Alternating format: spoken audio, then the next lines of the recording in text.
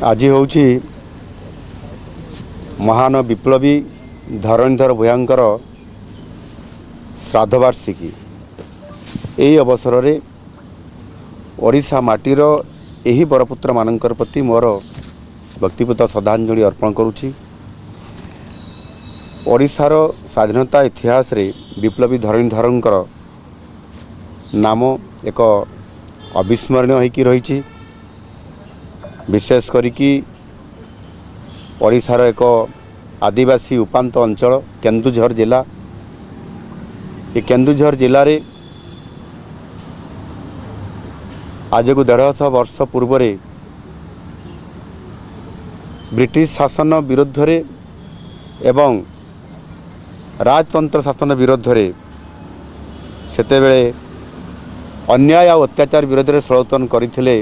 विप्लवी धरणीधर भूया संग्राम करथिले, लड़ाई करथिले एवं ओडिशा स्वाधीनता संग्रामर एक गणवार्ता मध्य से सारा राज्य को प्रदान करिबारे बहुत बड़ भूमिका से निर्वाह करथिले। एवं ये आंदोलन केवल केन्दुझर रे सीमित नथिला, ये सारा ओडिशा को मध्य ये प्रसारित होइथिला। गत वर्ष मे 5 तारिख रे मु मध्य धरणीधरंकर जयंती अवसर रे तांकर ग्राम केन्दुझर जिलार कुसुमिता को मु सेठी जाइथिली एवं तांकर जन्म माटी रे तांको मु श्रद्धांजलि अर्पण करिवार सौभाग्य प्राप्त होइथिली। एवं तांको ग्राम रे तांकर सेही जन्मपीठ स्मृतिपीठ रे किभଳି भाबरे तार विकास हो पारिबो सेथिपाई मध्य निष्पत्ति निया जाइछि एवं ताहार काम मध्य आरंभ हेबा पई जाउछि। धरणीधरंक परी ओडिशार जेते बरपुत्र अछंती स्वाधीनता संग्रामी अछंती तांको पाई मध्य आम सरकार कैबिनेट रे निष्पत्ति भी नैछंती। सेमानंकर स्मृति रक्षा पाई जन्मपीठर विकास करिबा सहित से ग्राम को मध्य एक बरपुत्र ऐतिह्य ग्राम हिसाब रे राज्य सरकार निष्पत्ति नैछंती।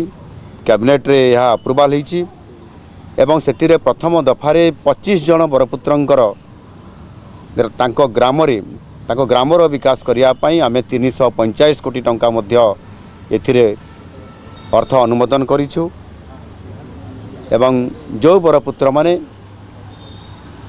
ए ओडिशा माटी पाई ओडिशा पाई जो माने बलिदान देकरी जाइछंती सेमानकर सम्मान एवं विशेष करिकरी ओडिशार एवं से अंचल भाषा साहित्य एवं संस्कृति किभଳି भाबरे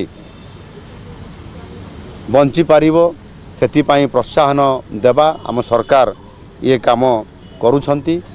एहा गले ही निश्चित भाबरे से बरपुत्र मानकर प्रति निश्चित भाबरे जो ओडिया अस्मिता प्रति आज सरकार जो काम करूछंती ताकू आहुरी आगो को बढ़ाइबा पई आम सरकार जो काम करूछंती निश्चित भाबरे सेथिरे ओडिशा सरकार एवं जनसाधारण मध्य एक सेतु बढ़िया काम करी ओडियार संस्कृति परंपरा ऐतिह्य को पुनर्जीवित करी ओडिया अस्मिता को आगो निया जाई पारिबो। धन्यवाद।